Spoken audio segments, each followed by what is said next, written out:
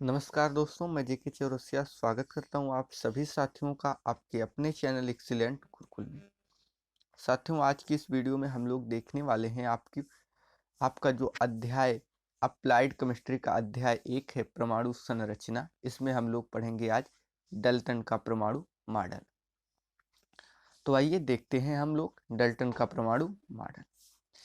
ये जो इमेज आप देख रहे हैं, ये हमारे डाल्टन सर, यही डाल्टन सर हैं।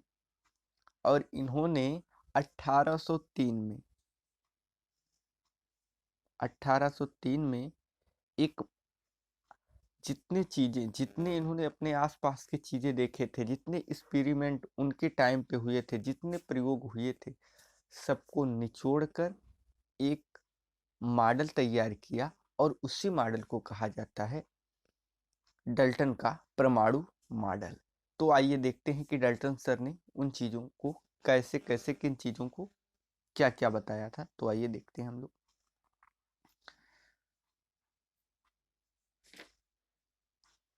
डाल्टन का परमाणु सिद्धांत।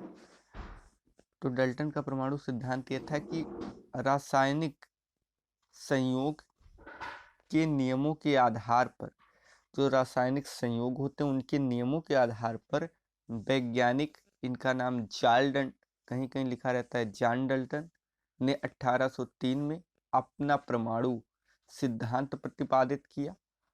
और इन्होंने बताया कि इनके अनुसार जो परमाणु है, बहुत छोटे परमाणु के जो कण होते हैं, बहुत छोटे कण हैं जो सभी पदार्थों को बनाते हैं।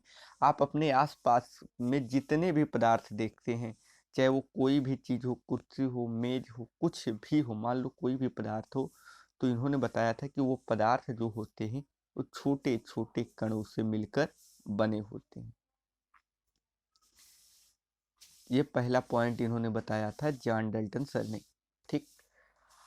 दूसरा इन्होंने क्या बताया कि ये जो हैं अविभाज्य हैं, अविनाशी हैं, यानी इसको आप विभाजित नहीं कर सकते हो और नष्ट भी नहीं कर सकते हैं।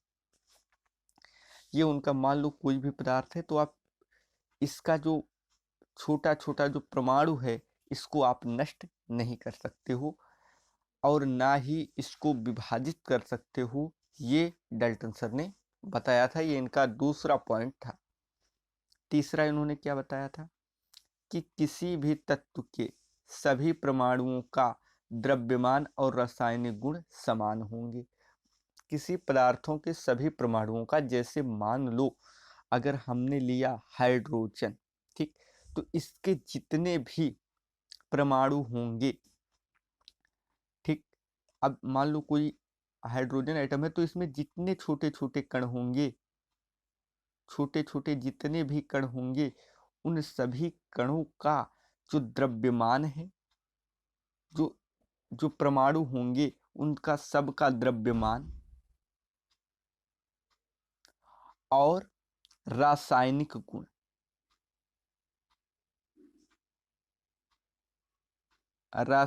गुण, ये क्या होंगे? समान होंगे।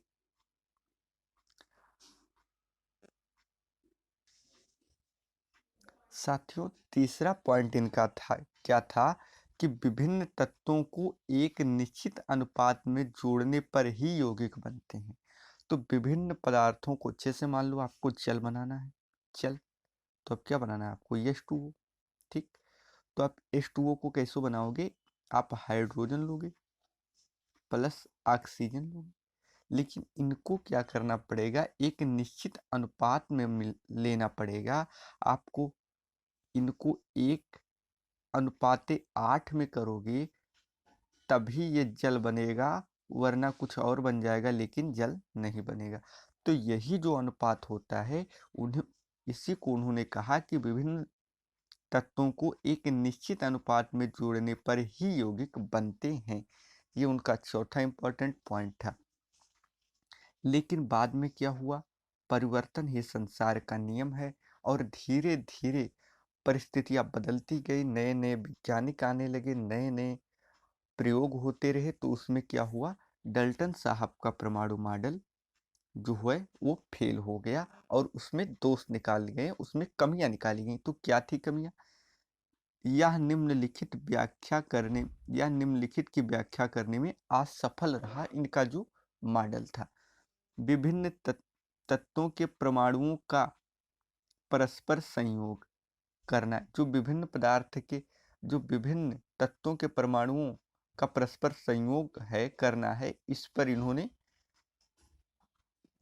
इसके बारे में इन्होंने जो बताया था वो सही नहीं था। समान तत्वों के परमाणुओं का द्रव्यमान अलग अलग होना, इन्होंने बताया था कि जो तत्वों का परमाणु का द्रव्यमान होता है वो एक ही, लेकिन इसमें क्या हुआ, अलग अलग होना। तो इससे इनके मॉडल में कमियां निकाली गई। अब जैसे देखो आप, भिन्न भिन्न तत्वों के परमाणुओं का भार भिन्न भिन्न होना। देखो मैं आपको बता रहा हूं, आपने आइसोटोप का नाम सुना होगा।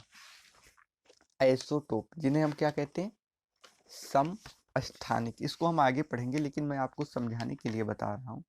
जैसे मान लो इनका क्या होता है, कार्बन।